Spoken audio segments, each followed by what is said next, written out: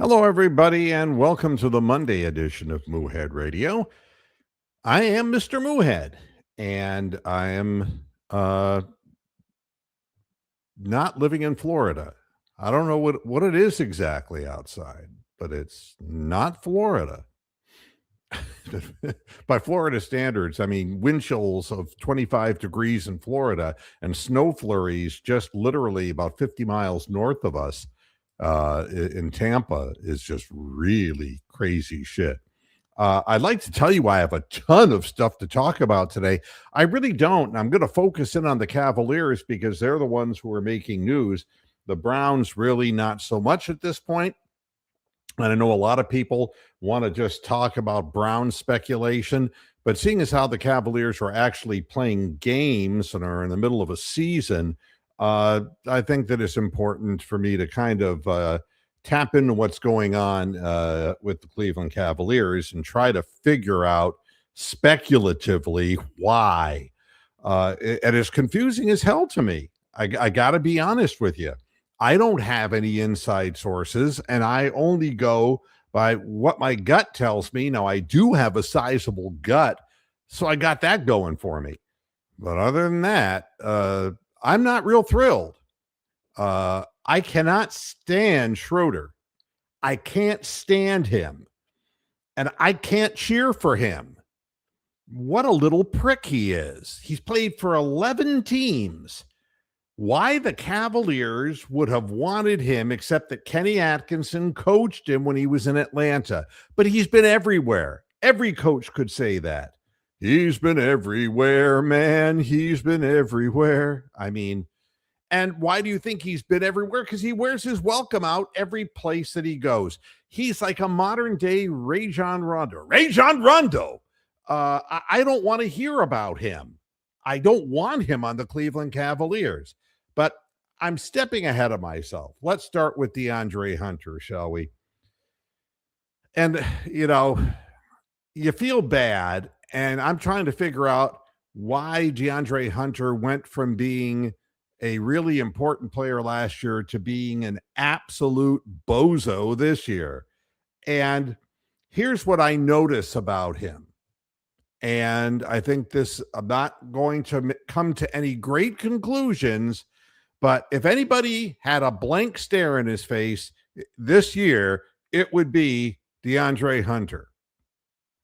I'm trying to figure out what exactly happened to him. Does he have a depression problem? Was the fact that Ty Jerome, who was his college teammate on a national championship team, the fact that he left, did that sap confidence away from DeAndre Hunter? You never hear the other players saying, what a great guy DeAndre is, You see a lot of them buddying up together, but he has this distant, vague look about him. And I would swear that he was self-detonating. And I don't really know why. But it seems to me that something's wrong with that young man. And here's what leads me to believe that. It's one thing to hit a cold streak shooting the ball, but I've never seen anybody just pass the ball to the opposite team seemingly intentionally, throwing the ball out of bounds behind his own players seemingly intentionally. He looked like a saboteur out there on the floor, and they kept giving him every opportunity with a bunch of different lineups, and the one thing remained steady: he just was a saboteur.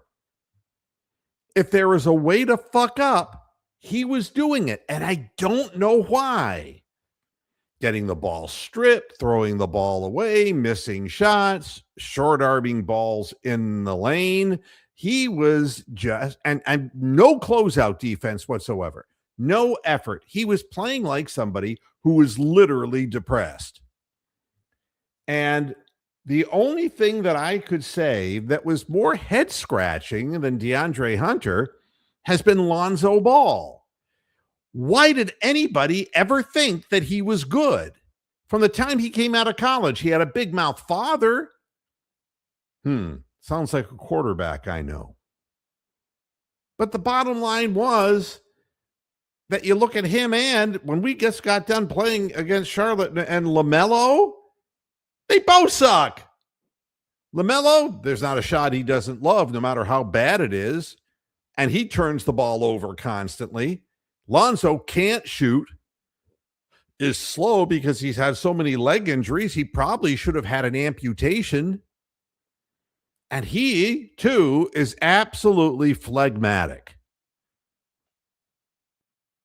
There's no excitement in that player. He doesn't look like he's happy. He looks like he's hanging on. And maybe they were buddies. Maybe DeAndre and Lonzo were buddies because they were soulmates in some kind of depressed world. But here's what doesn't make sense to me. And I'm trying to make sense of this desperately.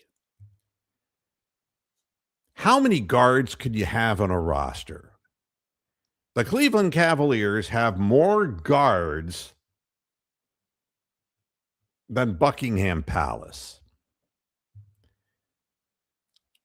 You can name them because I just named Lonzo. We can name CPJ.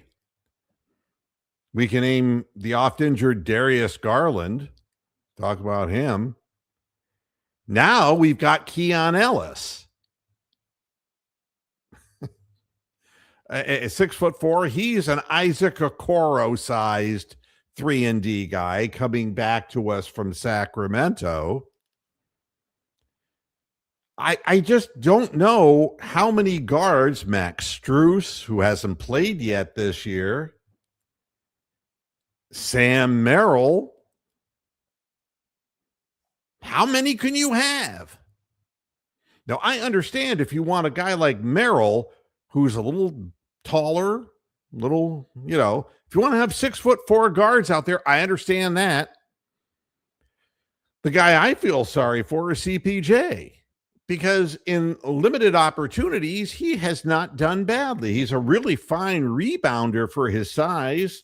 That's going to be the thing, for his size. He's reluctant to shoot the basketball, and I'm not sure that Kenny Atkinson has ever really been sold on him. No matter what Kenny says, he keeps inserting Lonzo Ball into games and putting in DeAndre Hunter at the same time, which won't ever happen again, and the leads just shrunk, just totally shrunk. And consistently. And he would leave them in for long periods of time. And it's like, why? Why is this happening?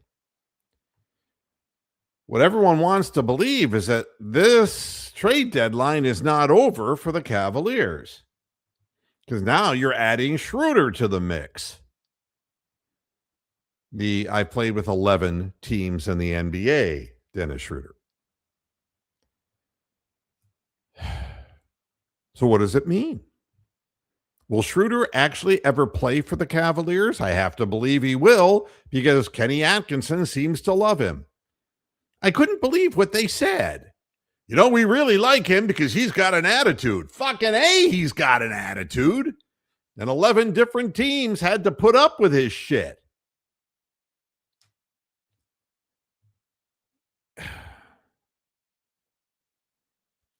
I think that what's happened to the Cavaliers is that they've gotten such a reputation for being soft that now we're seeing players starting to develop an attitude.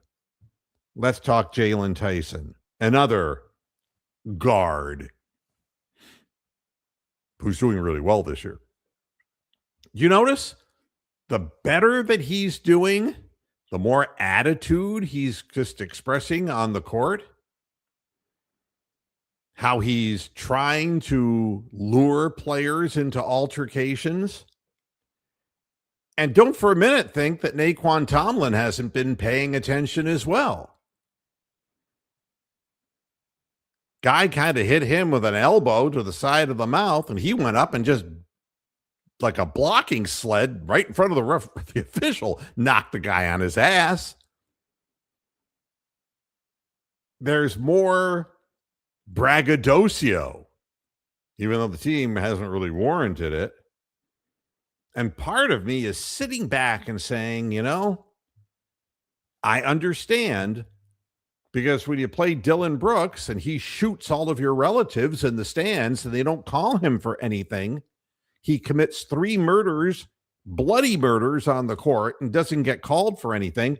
The message is being sent out by the NBA. We don't only want the game to be faster, we want it to be more physical. So the Cavaliers organization is saying we need guys who have attitude. And I think that's what's happening. Is it for the better? Not if it halts the progress of players. And I don't want to see Jalen Tyson become one-dimensional in the sense that he's going to be a provocateur, because he's proven to be a heck of a three-point shooter, and he's got a nice-looking floater, and he's not afraid to assert himself physically, and I love that. So if he's doing that, and you can see that Sam Merrill is getting handsy and doing what he can to kind of fight through screens. We got guys who are trying to play a little bit more physically in the hopes that Jared Allen would do what he did last night more regularly. That's right, David. They need a new attitude, peacock-looking woman. That woman always looked like a peacock to me. Patti LaBelle. She's her lady Marmalade. So, what kind of a comment is this? Your voice would be great for audiobooks. Wait a minute. Audiobooks. Let's see if I can do this. And then he spread her ass cheeks apart. No, never mind.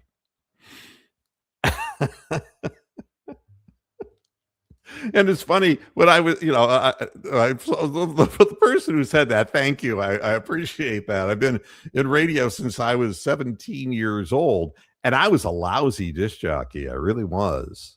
And I learned from some of the really good disc jockeys how to do it. I could just never be that good at it because I was just too young to really have developed any kind of a personality. Now, you see, I can't keep my mouth shut and I'm offensive.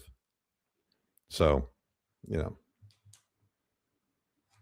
I'm the guy who and you are listening to the beautiful sounds on WDJQ radio.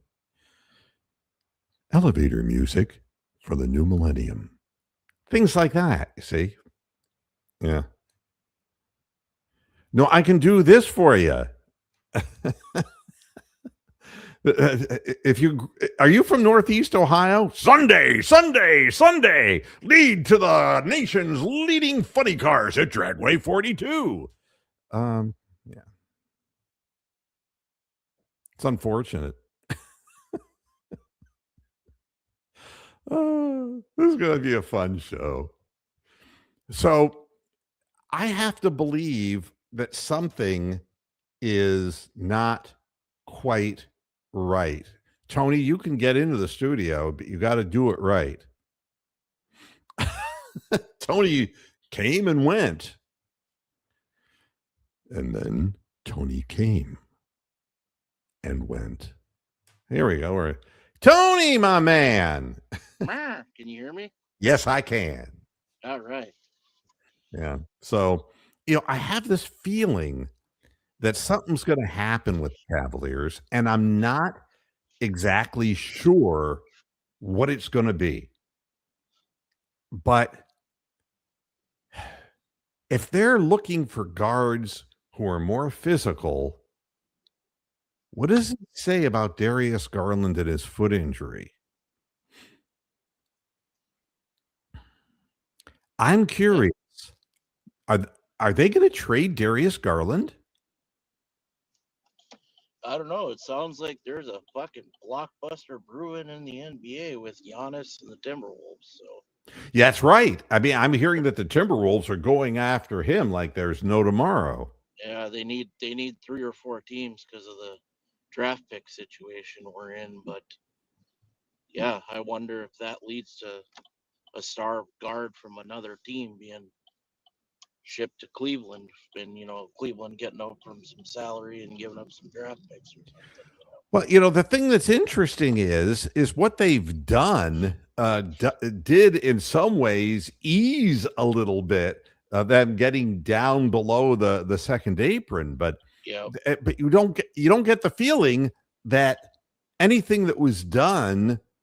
I mean, they wanted to part with DeAndre Hunter and get away from that salary. The problem is that Keon Ellis, if they want to re-sign him, is going to cost them money. And Keon Ellis is a guy who, I mean, how can I put this nicely?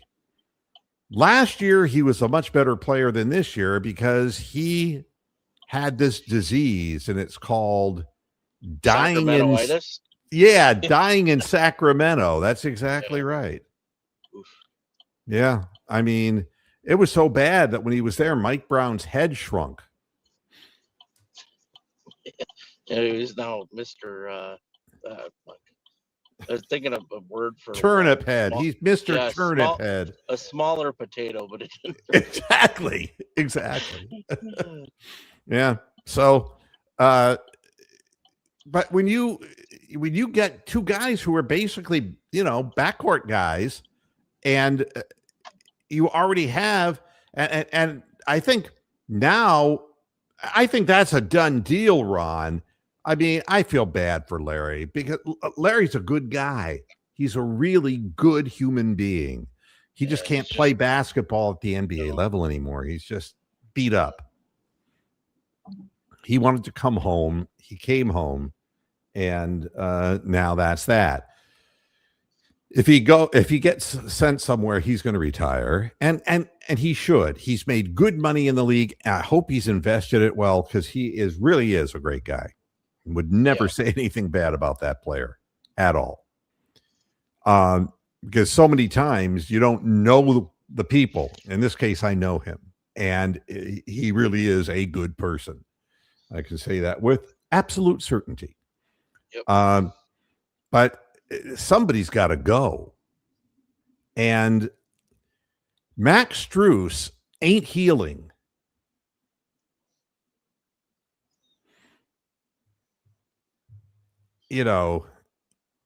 What can we get for Lonzo? I'd like to give him syphilis.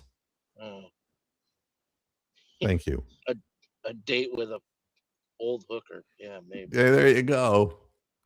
Yeah, we'll get to Lonzo in just a moment. I am more fascinated with the Darius Garland, Max Strus, my foot never heals scenario.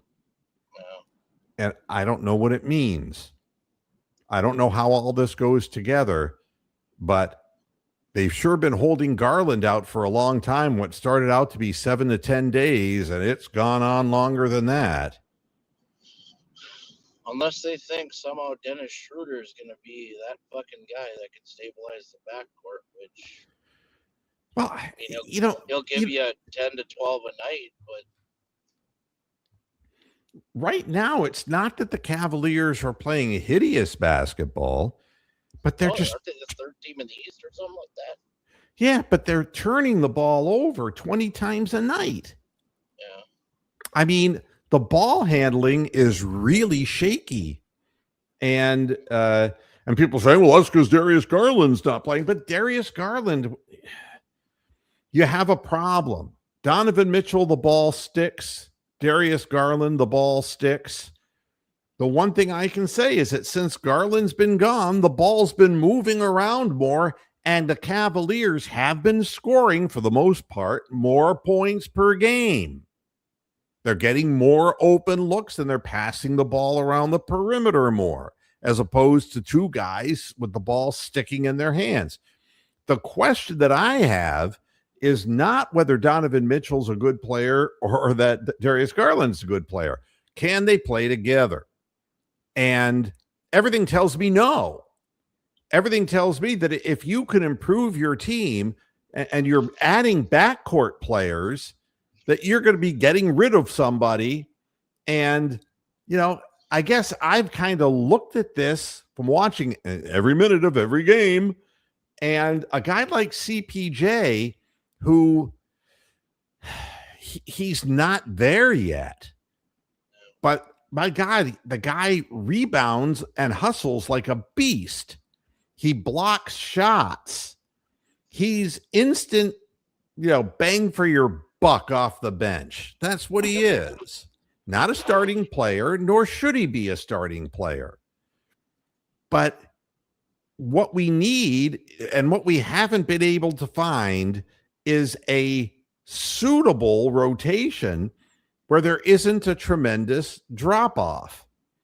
And the more I watch them, the more I realize that, what this drop off is? It's whenever Lonzo Ball and DeAndre Hunter hit the floor. And it didn't matter who was on the floor with them.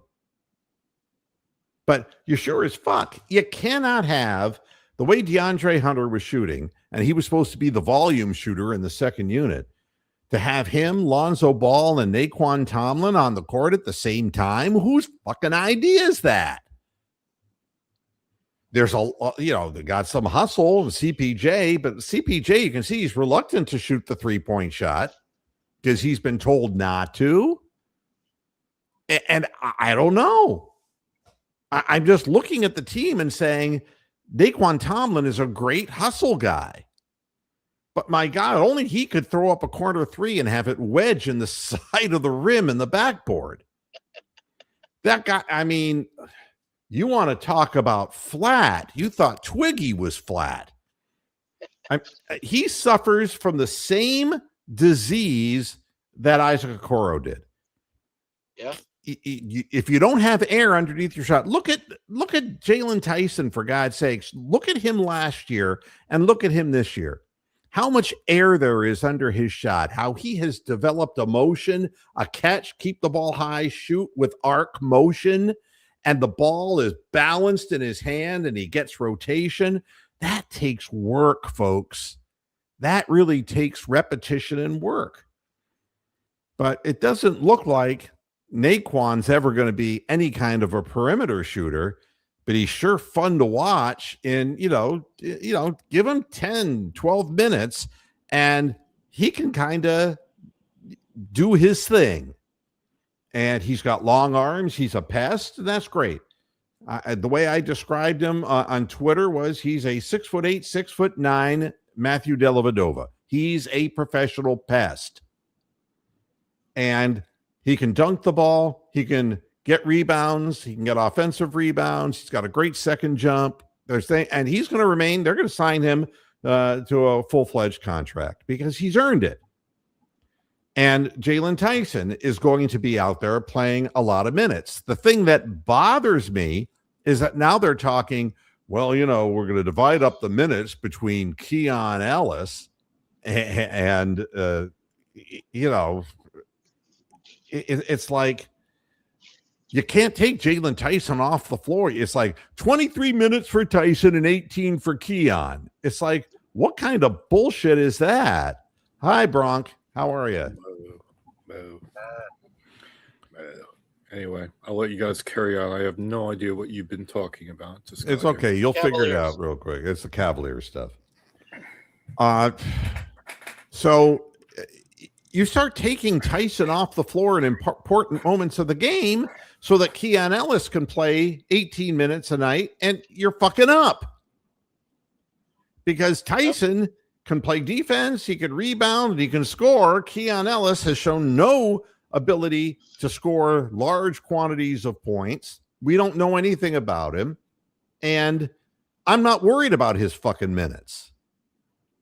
We've got a bunch of guys that the way Kenny has been shuttling him in and off the floor, it's like watching a goddamn Chinese factory as far as, the whistle, you go now. And then a bunch of new people come in and then you go now. And then a bunch of people come back, it's like, let people stay on the floor, But who does he stick with the longest? Lonzo Ball, DeAndre Hunter.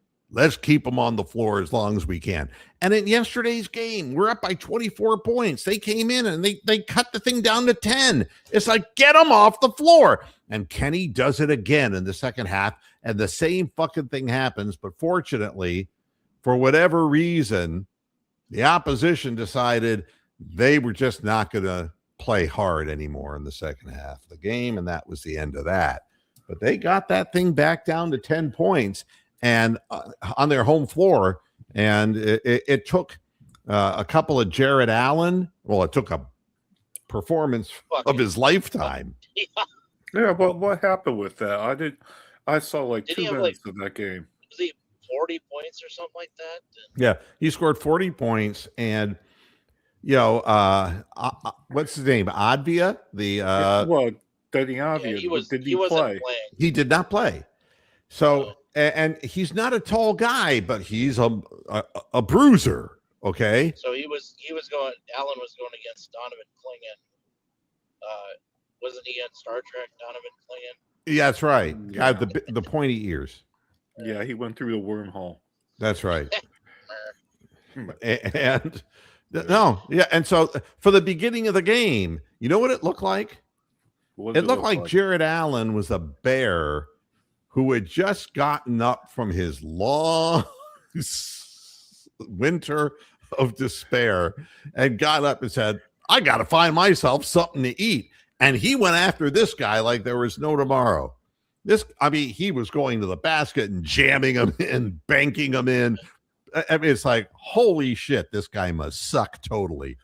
And the fact is that we've seen in very small dribs and drabs, they keep saying, well, that's what Jared Allen could be. It's like, no, he can't. Because if he plays a shit guy, then yeah. But if he plays somebody good. Yeah, you put him up against Jokic and it's no. Yeah, well, he and in his spare time, he plays with model cars. I mean, he's just not that guy. Yeah. Have you guys seen, but it's slight change of subject, have you guys seen this prospect from Australia who was born in South Sudan, who's like 7'6"? He's like 17 years old. Oh, thinking like he's going to be like the next guy. Yeah, I saw some report on him, and he looks like a 7'6" Evan Mobley, but thinner. And you're just wondering how he's going to live. I'm still waiting on Wembanyama because these guys who are skinny guys. This guy's really skinny. I mean, they have leg and foot problems. So you remember, Rick Spitz, when he was with the Pacers, he was 7'3" and he had foot problems. Zadrunas and Ilgauskas ended his career, the foot problems. And these guys weren't skinny, but Manute Bol was always hurt. Yeah. Yep. I mean, you look at Greg Oden, the poster child of all those. Oh yeah, Ralph Sampson. Yeah, that's right. I mean, and you can see this, and Sam Bowie. That's absolutely right, Richard. Absolutely right. I mean, it's like a thing that repeats itself over and over again. And I'm just waiting on Wembanyama because the more minutes he racks up, and he, for the first time this year, he's missed games. And you say to yourself, and it's like leg problems. And well, did he miss like the last quarter of last season because of whatever deep vein thrombosis or whatever in his shoulder, something like that? Your microphone is. You sound like a World War II fighter pilot, like Roger. I'm in my car, so it may not be the best. That's what it is. He's driving in his car. You were like avoiding Messerschmitts, like. Yeah. Do this for me, Tony. Breaker. Do that. Breaker, good buddy. Do it. Tony. He doesn't know. He doesn't know the convoy. He's gone. It's like it's like breaker, Tony. What's your location, buddy? You there, Tony? Tony is like probably putting together his headset. He's. So anyway, something's brewing for the Cavaliers, Bronk. I don't know what it is, but I have. What is going on? Yeah, I just saw the box score of that game, and I thought Allen with 40 points. Yeah. I mean, I can't believe they threw the ball to him 20 times. From the to beginning of score the 40 game. points. I mean, right from the very beginning of the game, man, they're just feeding him, and yeah, the guy couldn't stop him. I mean, it was, and honestly, they were making 3-point shots in the first quarter, in the first half, and that was keeping them in the game. But that kind of ended, and the Cavaliers had some real prolific runs, and that is what put them away. You back, Tony?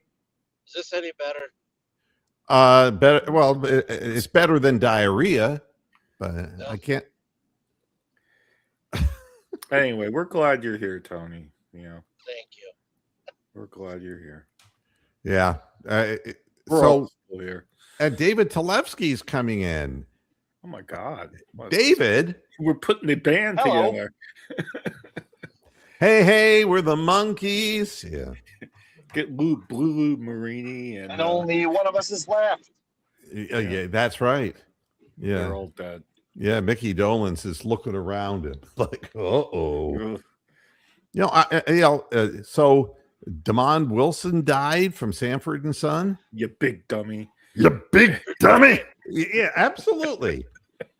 You wake up and there's Red Fox, It's and the on England, Tester. Elizabeth. On Tester. They're all there now. And It Catherine looks O'Hara, I was shocked. Shocked that she passed away. So these are my contemporaries, folks. Catherine O'Hara was 71. I never realized when I was watching her in Younger than 1980. Jimmy Haslam. Yeah, in 1980, when they first put SCTV on American television, like at 1 o'clock in the morning, I was watching that program. I was 23 years old and she was 26. I had no idea, that we were that close in age, but now I believe it. Was that on like Channel 43 or something? I'm trying to remember what channels. I thought it was NBC. It was NBC, yeah, but it was the late. Morning, Yeah, you really had to like Tom that Snyder, show. You had to like that show to stay up for it. They could have made a killer block if what they did was they put it on after SNL, especially in that era, because that's when SNL was really going to shit. Yeah, that was a prolonged death. Yeah. Anyway. So, as far as the Cavaliers are concerned, here's my best guess. My best guess is that they are going to do something that is big. And I think Darius Garland is going. Yeah, maybe. Yeah. And the reason is there's too much silence regarding, it's like they said 7 to 10 days, 7 to 10 days, we'll get an update. We haven't gotten shit for an update, except that we saw him shooting balls and when they were in Cleveland. He was shooting from the perimeter. And, I just don't think that he and Donovan Mitchell are a backcourt pairing. They're not. No, they've proven they're not. And he's a lousy defensive player. Darius, like I said, Darius and it's not that I don't like Darius. Darius has a lot of skills. I mean, he's very good handling a ball. You can get into the paint, but he never got stronger. And so his body is broken and he can't play defense. Anybody can back him down. The guards of the league are bigger now. Who would be a good fit for him? What would be a good team for him to go to?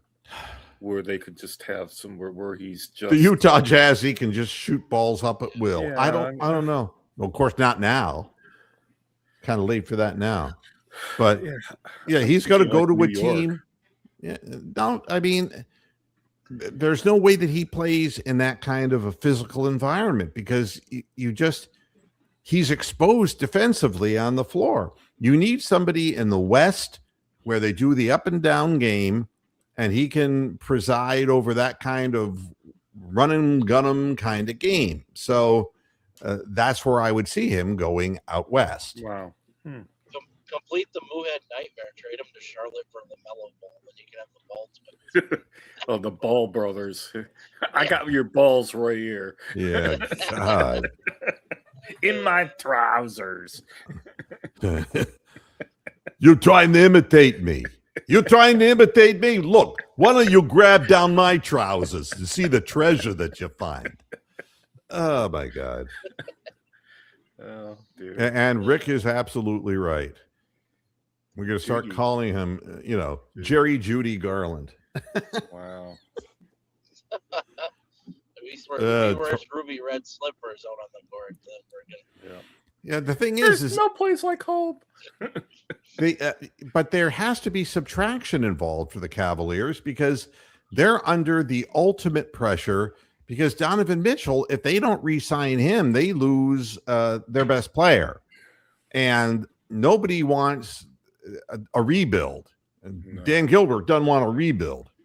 No, he's too So- old for that. We all are too old for that. The other thing The is, ultimate question. huh? Yeah. Oh, the ultimate question is: does Donovan want to resign? Well, we don't know that. But I mean, what I do know from watching the team is that he's not a point guard. Donovan Mitchell is a scoring guard. If Yeah. you put the ball in his hands to try to set up plays, he's have to. cluster fucked, man.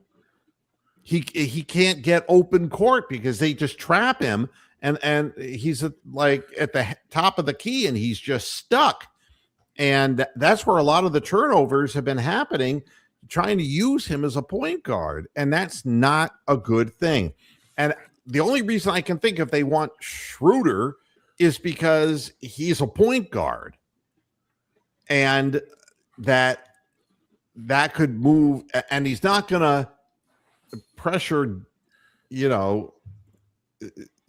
people for shots. He can shoot the ball some, but it's not going to take Donovan Mitchell's, quantity of shots away from him the way that technically Darius Garland does. And he's got more height than Darius Garland, Schroeder does. And he's got more of an attitude, which has talked his way out of 11 teams. He's like Rajon Rondo. Rajon Rondo. Rajon Rondo. Tommy Heinsohn describing him. First. I would really like that guy. I would really like Rondo. But you know something? He has to be white. I don't want to be prejudiced or anything. I am a Catholic Bostonian. If he was more like John Havlicek, John John Havlicek. Havlicek. And that's it. Larry Siegfried.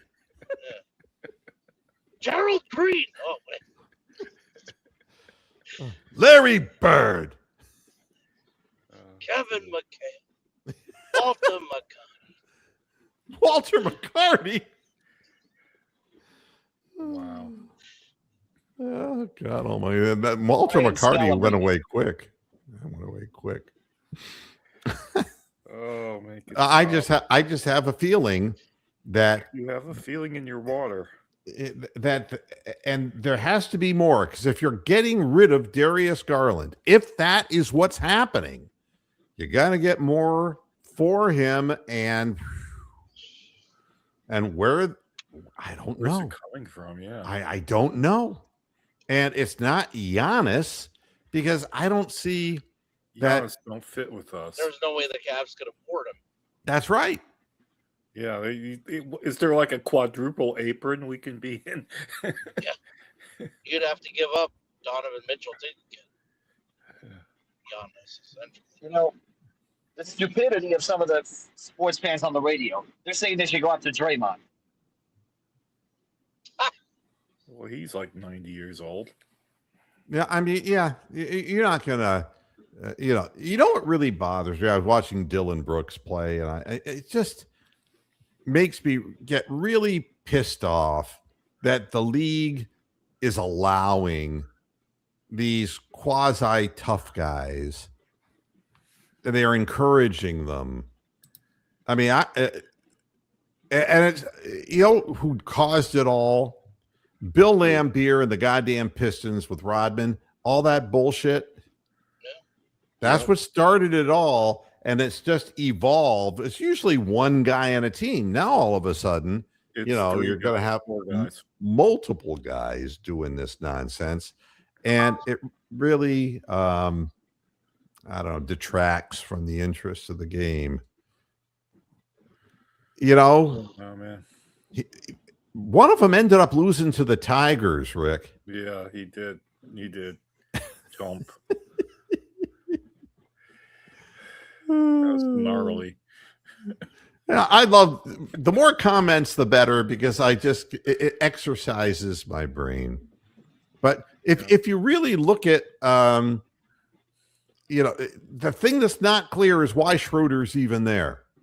I could see them flipping him, by the way, without him ever playing in Cleveland. That would make more sense to me than him playing. Yeah, could they do like Didn't some he play last salary night? cap? No, One at a time. Bronk, you go first. I mean, is that some sort of salary cap thing that they're working on? Like, get rid of him and like get his money or whatever? Or what can they do with that? We need Mbooby we trust. Remember that guy? Well, yeah. What I believe is that it's possible that they have just about finalized some kind of deal that would have required a certain type or a certain player to be able to have the possession of that player to facilitate the other trade. I really don't know. I don't know, but it's just very odd that Max Strus, we're not hearing anything about him. We're not even hearing anything about Garland, who is a prolific player on our team, about his foot. We're not hearing a goddamn thing. When things go quiet like this, it's like, you don't talk about that shit if you're trying to trade somebody. Was it like Thursday afternoon that all this has to be over by? Yeah. So, I mean, whatever's going to go down, I'm glad that, that I can talk about it now instead of after the fact. I want to see how close my prognostication comes. And that is that Max Strus had botched surgery for that Jones fracture and is not going to play at all this year and won't be able to play again until next year for whomever he's playing for. Are you back again, Tony? Yeah, I had a call come through that kicked me out of the fucking show. A call? It wasn't me. Yeah. Who in the hell's calling you? It was a fucking your auto warranty is expired. Your mother. His Let me bookie. tell you something. Your mother's calling you. Get on the phone. That reminds me of the good old days when you had the Moo phone and Tony would be on and I'd ring up and that would kick him off. Oh, you want to go remember that? old? You could only have one caller at a time. You could only have one caller at a time. How Me about and Brock would take turns just kicking each other in the stupid. old school Moohead? Ready? Old school Moohead. Ring, ring, ring, ring, ring, ring, ring. Ring, ring. Banana phone. Banana phone. Yeah. That's the one. Right. Oh my God. David Talevsky's in the Arctic. Fucking hell. What in the hell is he doing? I don't know. No, this is Don't jump. Don't jump. no, this is a first person perspective. How did you get the camera on Sasquatch? That's really impressive. Oh, Apparently he goodness does a gracious. lot of POV videos. Yeah. There were Yeah. actually we had like 3 deer pass through here a couple days ago. Oh dear. Thank you. Yeah. But here's my guess. Strus is gone. Struce dead. Can't play this year, dead. and they're $15.9 million. They're just going to ship him off and say he can play next year for somebody. All right. I'm also going to say that Darius Garland is gone, and that something large is brewing that is going to change the face of the organization without touching Donovan Mitchell, because they want to please Donovan Mitchell. Well, And I think would. trading Darius Garland, I think, will please him. You don't see those two guys palling it up much. I mean, No, it's like a brother rivalry. It's not good. if you saw the interview of Jalen Tyson after the Cavaliers beat the Lakers, and it was the conversation was, well, it was all about LeBron returning to Cleveland and LeBron tearing up and all that, and how the crowd was really, applauding him. And in the post-game interview, they had Donovan Mitchell and Jalen Tyson together, and Tyson dropped this bomb. This, meaning Cleveland, is Donovan's town. It's not LeBron's town anymore. And those two guys get along real well. And it's always been, the superstar on the team, the guy who was a perennial all-star, really has clout. And part of me believes that this is what's at work here. I don't see him and Darius working together. No, you never see them together on TV or anything. Nope. And you know what it reminded me of? It was like that when the Cavaliers won the championship. Yeah. The rare moment where Kyrie Irving was embracing LeBron and because it meant so much to LeBron to bring home a championship and all that. But we found out later that, once that all changed and everything moved forward, that Kyrie wanted the keys to the car, as he said. And it was like, this isn't LeBron's town anymore. It's my town.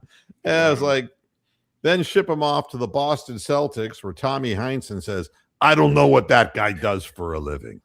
Oh, that was a horrible trade for both teams, too. We got, little 5'2" Isaiah Thomas or whatever his name was. Oh, yeah. You know what I don't understand? And why won't he Crowder? Why won't he fall off the edge of the earth? Just do us a favor, would you, Kyrie? Yeah, just walk till it gets to the end and poof. He was never as good as when he was with Cleveland. And I think he put up points, but they weren't meaningful moments. And so I have a feeling that Garland's going to go. What I don't understand is who they might be targeting. Oh, I don't know. It's a hell of a question. And with Mobley not playing, it's even more interesting. I would have said that Jared Allen is trade bait. And Mobley and Garland could get somebody halfway decent if you package them together. Well, thought. But the whole thing is they're not ready to move on Mobley. And it wasn't long ago when everybody wanted Jared Allen out, and there's just something brewing. But they're good at keeping their mouths shut. Give that to the Cleveland Cavaliers front office. Oh, if it was Jimmy Haslam, we would already know about it. Yeah, leaked it out. As far as Sacramento, they just keep getting worse and worse. These trades, How old are they? Are they like 50 years old? Every single fucker on their team? Yeah. I mean, how do you end up with a roster full of senior citizens?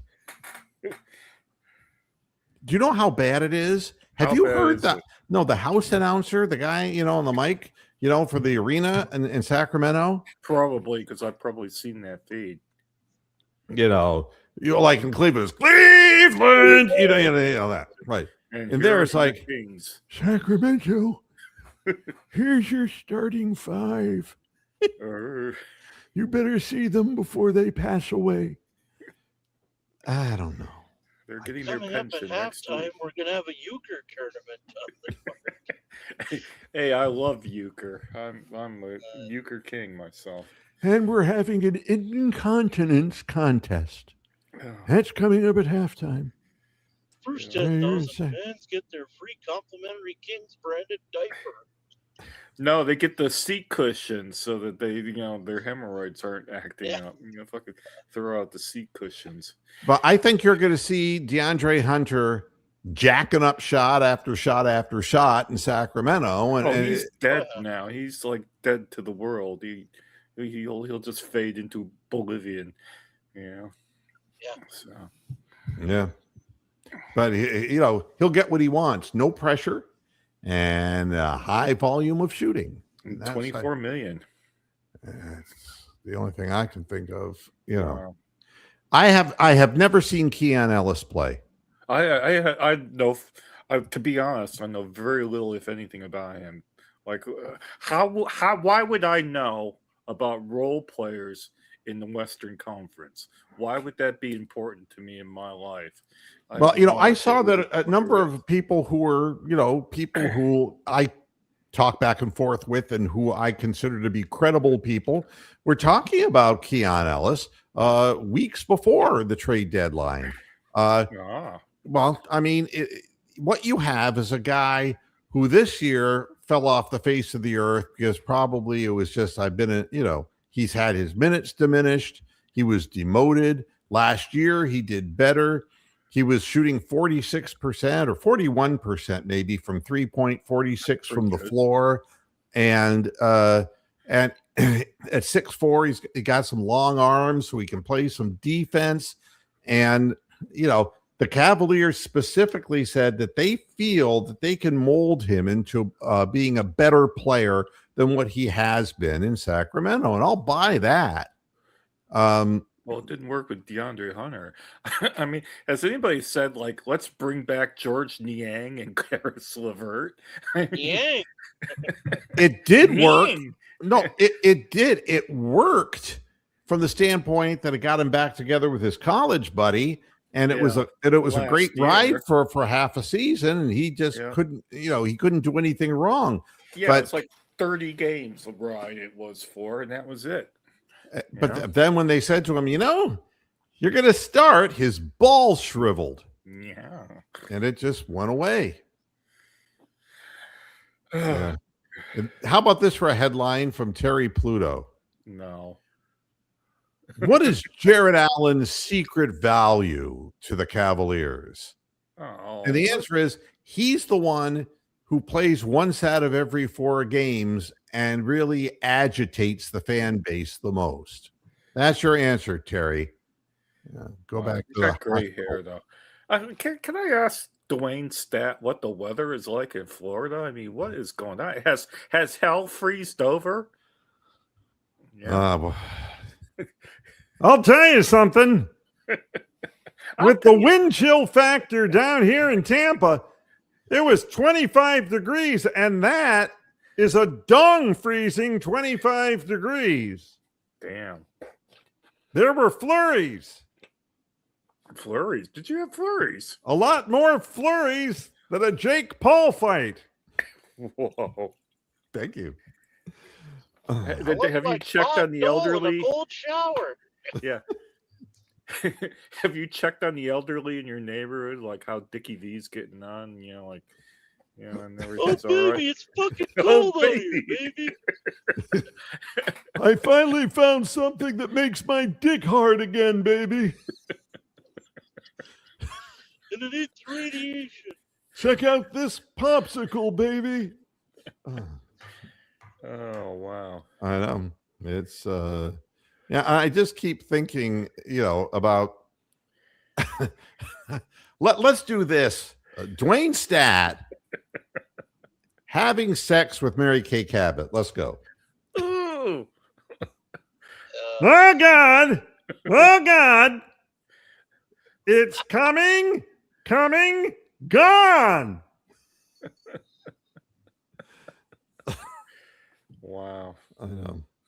So now, if you're wondering what Mary Kay Cabot's doing to suck the dick of ownership in Cleveland, headline: How Todd Monken was the strong number 1 choice of Browns general manager Andrew Berry, Jimmy Haslam, and everyone on the committee.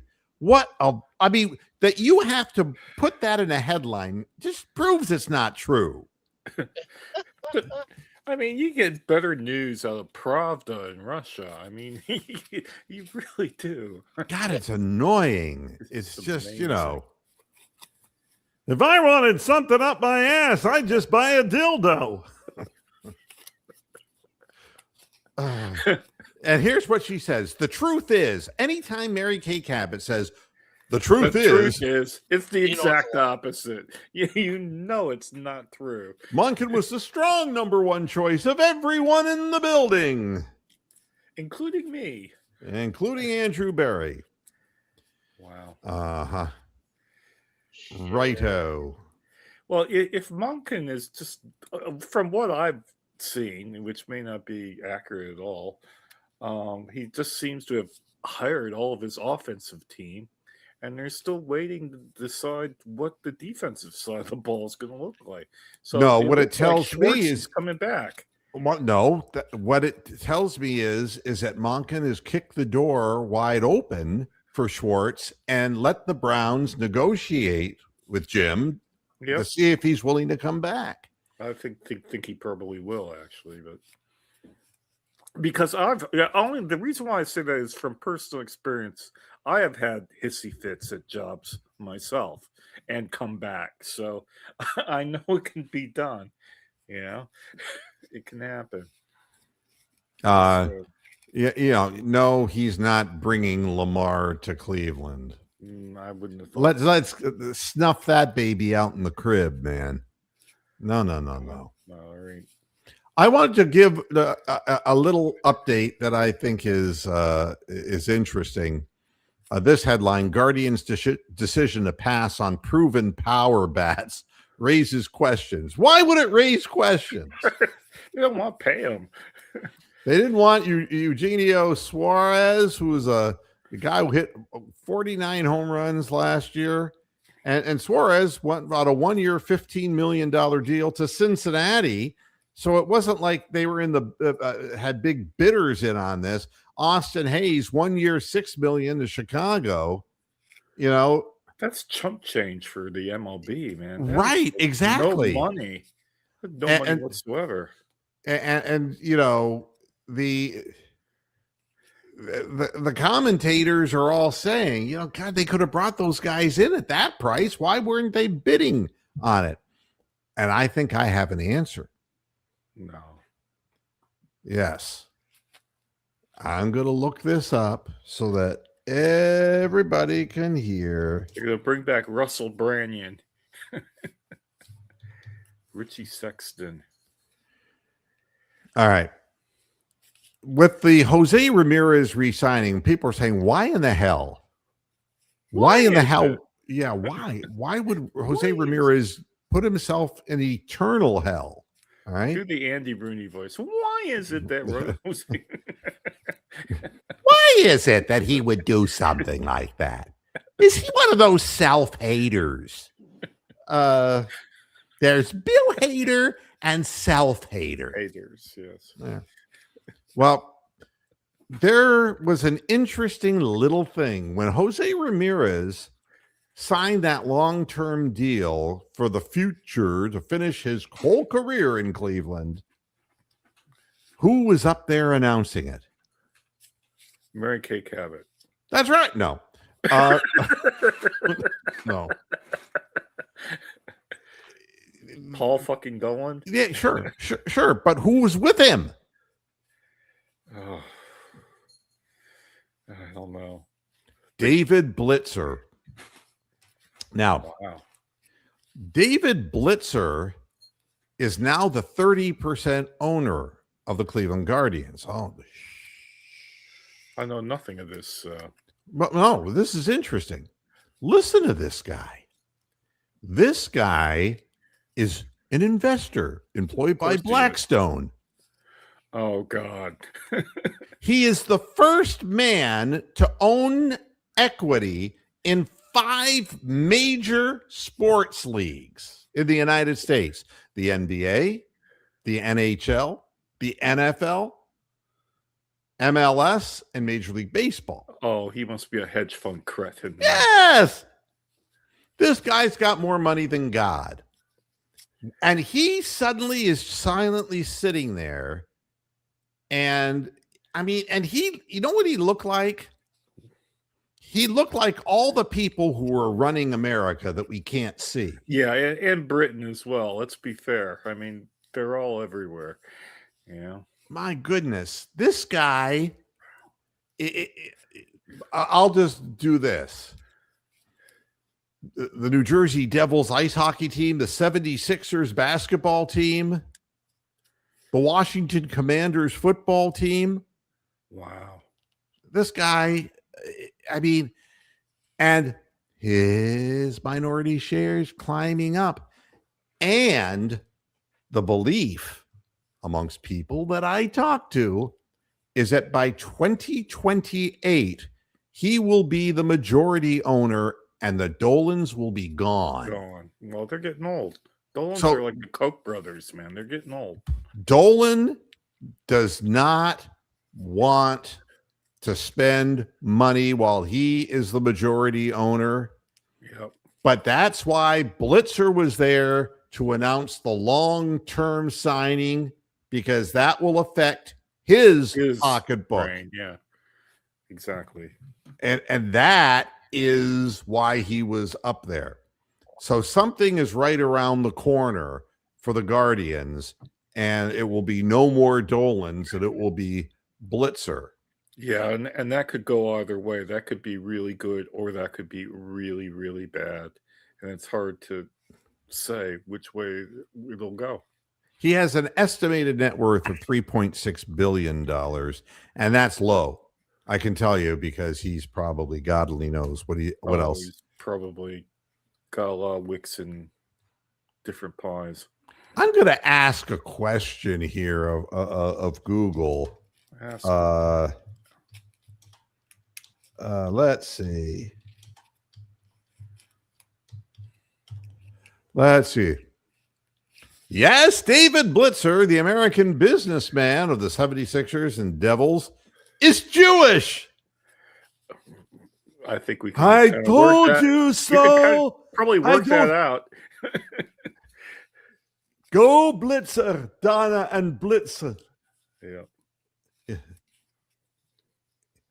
Yep.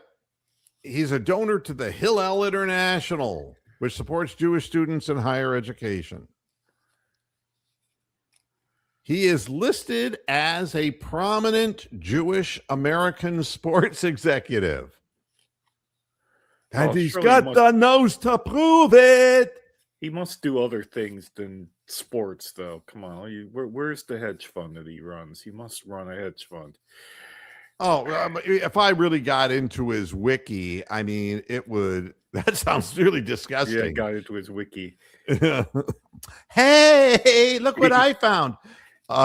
He slid into his wiki. All right, let's do this. He joined Blackstone in 1991 Blackstone, okay. when he served as the firm's global head of tactical opportunities. How's that for a name? From 2012 until transitioning, to the chairman in 2024. God, well, that's the no wonder he's got more money than Bill Gates then. And the beauty of it is he is 59 years old, and so he's heading into his retirement years. So he wants to have another sports franchise. Fun. Yeah, and he wants to be like John Henry and get a nice, like, hot young wife, probably, and all that. And I will complete the program because I know Tony the Calf's gone, but I had to do this. He's gone.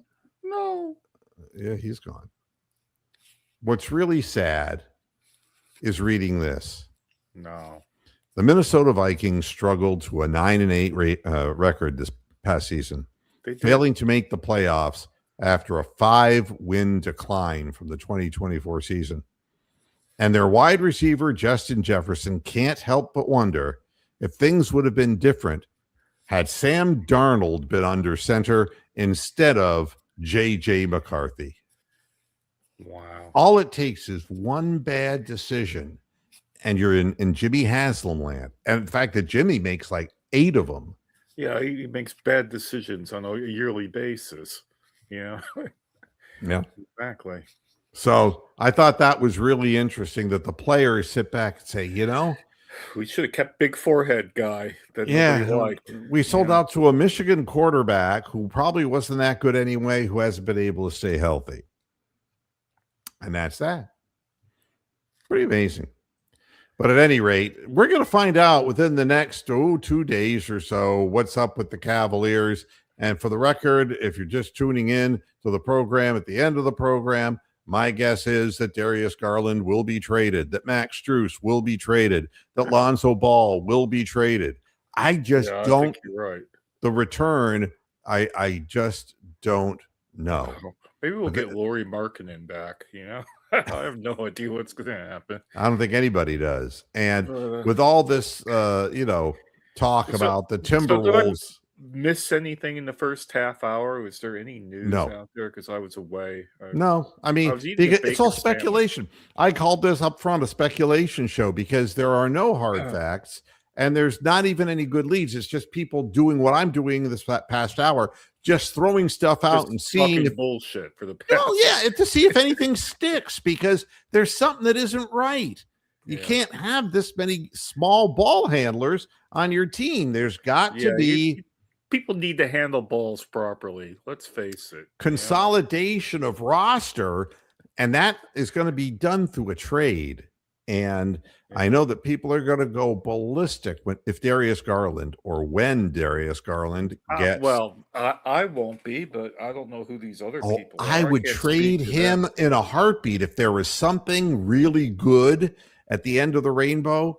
If they could manage to get that in a package that dealt some players along with Darius Garland, I would be all for it because I think Darius Garland has seen his best days. Yeah, I think he's definitely out of the league in about 2-3 years.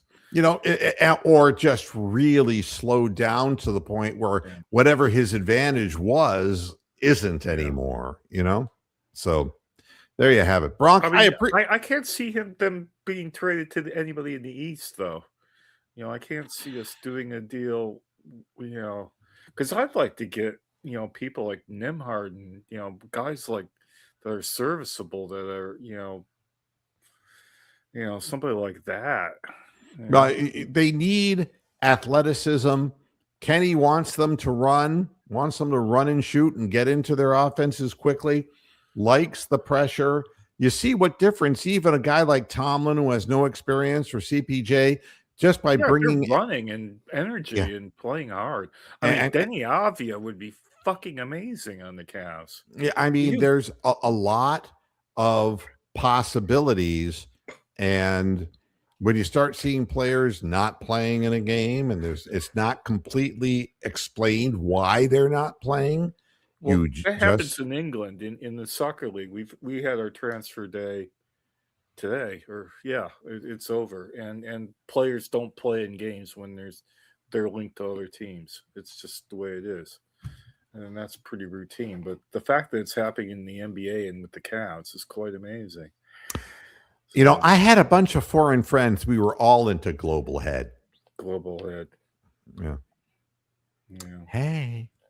All right. Do that on Zoom. You can zoom in with your head.